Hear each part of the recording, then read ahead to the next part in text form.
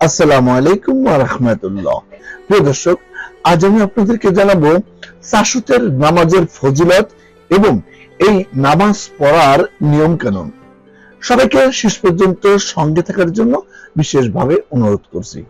বিসমিল্লাহির রহমানির রহিম। সূর্যোদয়ের পরে মুমিনদের জন্য মর্যাদাপূর্ণ এক আমল রয়েছে।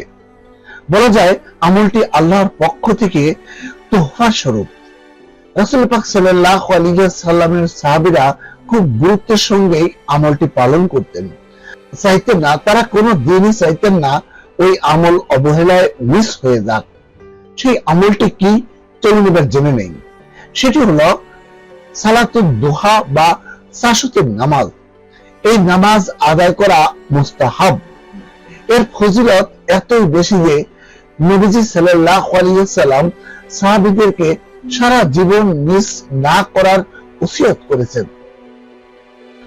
বিখ্যাত সাহাবী আবু হুরায়রা রাদিয়াল্লাহু তাআলা আনহু বলেন, আমার প্রিয়তম রাসূল পাক সাল্লাল্লাহু আলাইহি ওয়াসাল্লাম আমাকে তিনটি বিষয়ে ওসিয়ত করেছেন যেন আমি তা মৃত্যুর আগ পর্যন্ত ত্যাগ না করি। তা হলো, 1 নম্বরে প্রতি মাসে 3 দিন রোজা রাখা, 2 নম্বর সালাতুদ দুহা বা তাশাহুদের নামাজ আদায় করা, 3 নম্বর ঘুমানোর আগে বিতর আদায় করা। এটি সহিহ বুখারী শরীফের হাদিস নম্বর 1178। অন্যত্র ইরশাদ হয়েছে, মানুষের শরীরে 360টি জোড়া আছে, অতএব মানুষের কর্তব্য হলো প্রত্যেক জোড়ার জন্য একটি করে সদকা করা। সাহাবায়ে কেরাম বলেন, হে আল্লাহর রাসূল সাল্লাল্লাহু আলাইহি ওয়াসাল্লাম, কার শক্তি আছে এই কাজ করার? তিনি বলেন, মসজিদে কোথাও থুতু দেখলে তা ঢেকে দাও, অথবা রাস্তায় কোনো ক্ষতিকারক কিছু দেখলে সরিয়ে দাও। তবে এমন কিছু না পেলে তাশাহুদের 2 রাকাত নামাজ এর জন্য যথেষ্ট। এটি আবু দাউদ শরীফের হাদিস নম্বর 5222। এই সকল হাদিস থেকে বোঝা যায় যে তাশাহুদের নামাজ 360 সদকার সমতুল্য।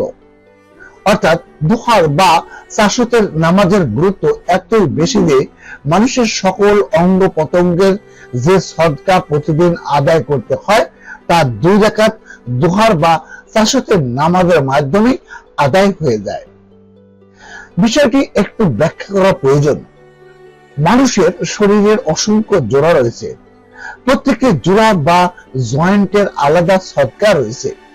এই সদকা আদায় না করলে আল্লাহর শুকরিয়ার হক আদায় হয় না। কিন্তু অনেকেই বিষয়টি না জানার কারণে এই ইবাদত থেকে গাফেল থাকে। দুহার নামাজ হচ্ছে এমনই এক নামাজ যার মাধ্যমে প্রত্যেক জোড়ার পক্ষ থেকে সদকা হয়ে যায়। হযরত আবু যার রাদিয়াল্লাহু তাআলা আনহু বর্ণিত এক হাদিসে নবী করিম সাল্লাল্লাহু আলাইহি ওয়াসাল্লাম বলেন, প্রত্যহ সকালে তোমাদের প্রত্যেক অস্থি গ্রন্থির উপর বা তরফ থেকে দাতব্য সদকা রয়েছে। সুতরাং প্রত্যেক তাসবিহ হলো সদকা, প্রত্যেক তাহমিদ বা আলহামদুলিল্লাহ পাঠ হলো সদকা, প্রত্যেক তাহলিল বা লা ইলাহা ইল্লাল্লাহ পাঠ হলো সদকা, প্রত্যেক তাকবীর অর্থাৎ আল্লাহু আকবার পাঠ হলো সদকা, সৎ কাজের আদেশকরণ সদকা এবং মন্দ কাজ থেকে নিষেধকরণও সদকা। আর এসব থেকে যথেষ্ট হবে তাশাহুদের 2 রাকাত নামাজ। এটি মুসলিম শরীফের হাদিস নম্বর 720। আব্দুল্লাহ বিন আমর বিন আস রাদিয়াল্লাহু তাআলা আনহু থেকে বর্ণিত, তিনি বলেন, রাসূল পাক সাল্লাল্লাহু আলাইহি ওয়াসাল্লাম এক যোদ্ধা বাহিনী প্রেরণ করেন। এই যুদ্ধ সফরে তারা বহু যুদ্ধলব্ধ সম্পদ লাভ করে খুব শীঘ্রই ফিরে আসে। লোকেরা তাদের যুদ্ধক্ষেত্রের নিকটবর্তিতা, লব্ধ সম্পদের আধিক্য এবং ফিরে আসার শীঘ্রতা নিয়ে আলোচনা করতে লাগল। তা শুনে আল্লাহর রাসূল সাল্লাল্লাহু আলাইহি ওয়াসাল্লাম বললেন, আমি কি তোমাদেরকে ওদের চেয়ে নিকটতর যুদ্ধক্ষেত্র, ওদের চেয়ে অধিকতর লব্ধ সম্পদ এবং ওদের চেয়ে শীঘ্রতর ফিরে আসার কথার সন্ধান বলে দেব না? যে ব্যক্তি সকালে ওযু করে চাষতের নামাজের উদ্দেশ্যে মসজিদে যায়, সে ব্যক্তি ওদের চেয়ে নিকটতর যুদ্ধক্ষেত্রে যোগদান করে, ওদের চেয়ে অধিকতর সম্পদ লাভ করে এবং ওদের চেয়ে অধিকতর শীঘ্র ঘরে ফিরে আসে। উকবা বিন আমির জুহানী রাদিয়াল্লাহু তাআলা আনহু থেকে বর্ণিত হাদিস শরীফে আল্লাহ তাআলা ইরশাদ করেছেন, হে আদম সন্তান, দিনের প্রথমাংশে তুমি আমার জন্য 4 রাকাত নামাজ পড়তে অক্ষম হয়ো না, আমি তার প্রতিদানে তোমার দিনের শেষাংশের জন্য যথেষ্ট হব। কাব ইবনে মালিক রাদিয়াল্লাহু তাআলা আনহু থেকে বর্ণিত, নবী করিম সাল্লাল্লাহু আলাইহি ওয়াসাল্লাম যখন সাশতের সময় সফর থেকে ফিরতেন, তখন মসজিদে প্রবেশ করে বসার আগে 2 রাকাত সালাত আদায় করে নিতেন। এটি সহিহ বুখারী শরীফের হাদিস, হাদিস নম্বর 3088।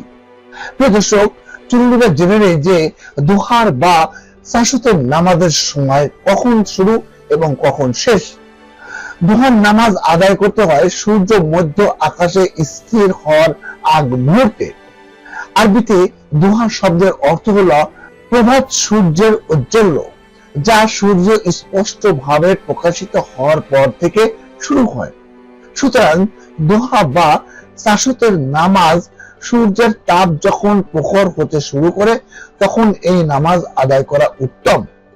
কেননা নবী করিম সাল্লাল্লাহু আলাইহি ওয়াসাল্লাম বলেছেন, সাশতের নামাজ পড়া হবে যখন সূর্যের তাপ প্রখর হয়। এটি সহিহ মুসলিম শরীফের হাদিস, হাদিস নম্বর 748। প্রিয় দর্শক, চলুন জেনে নেই দুহার নামাজের নিয়ম কানুন। এই নামাজের নিয়ম সাধারণ নফল নামাজের মতোই। সূর্য 1/4 অংশ উপরে উঠলে গ্রীষ্মকালে 9টা থেকে 10টা আর শীতকালে 10টা থেকে 11টার সময় সাধারণত তা আদায় করা হয়। যে কোনো সুন্নত নামাজে যেমন 2 রাকাত পড়ে ডানে ও বামে সালাম ফিরিয়ে থাকেন, এখানেও তেমনি। আবার ইশরাক নামাজের নিয়মও সাশতের নামাজের মতোই। এবার জেনে নেই দুহার বা সাশতের নামাজ কত রাকাত। সাশতের নামাজ 2 বা 4 রাকাত। 4 রাকাত পড়াই উত্তম, আরো বেশিও পড়া যায়, কেননা এটি নফল নামাজ। নফল নামাজ বেশি পড়ার ব্যাপারে নিষেধাজ্ঞা নেই, বরং সওয়াব রয়েছে। মক্কা বিজয়ের দিন দুপুরের আগে রাসূল পাক সাল্লাল্লাহু আলাইহি ওয়াসাল্লাম আলী রাদিয়াল্লাহু তাআলা আনহুর বোন উম্মে হানি রাদিয়াল্লাহু তাআলা আনহার ঘরে খুবই সংক্ষিপ্ত ভাবে 8 রাকাত পড়েছিলেন বলে হাদিস শরীফে বর্ণিত হয়েছে। সংক্ষিপ্ত ভাবে পড়লেও রুকু এবং সেজদায় তিনি পূর্ণ ধীর স্থিরতা বজায় রেখেছিলেন এবং প্রতি 2 রাকাত অন্তর সালাম ফিরেছিলেন। এটি সহিহ বুখারী শরীফের হাদিস, হাদিস নম্বর 207। হাদিস শরীফে এসব নফল নামাজ 2 রাকাত করে পড়ার কথা রয়েছে। হযরত ইবনে ওমর রাদিয়াল্লাহু তাআলা আনহু থেকে বর্ণিত এক হাদিসে এসেছে, রাসূল পাক সাল্লাল্লাহু আলাইহি ওয়াসাল্লাম বলেছেন, দিন ও রাতের নফল নামাজ 2 রাকাত করে। এটি তিরমিজি ও আবু দাউদ শরীফের হাদিস। মহান আল্লাহ তাআলা আমাদের সকলকে নিয়মিত দুহার বা সাশতের নামাজ আদায় করার তৌফিক দান করুন, আমিন। প্রিয় দর্শক, যদি আমার ভিডিওটি ভালো লেগে থাকে তাহলে অবশ্যই চ্যানেলটি সাবস্ক্রাইব করবেন এবং ভিডিওটি শেয়ার করে সকল মুসলিম ভাই বোনদের কাছে পৌঁছে দেবেন। সবাই ভালো থাকবেন। আল্লাহ হাফেজ।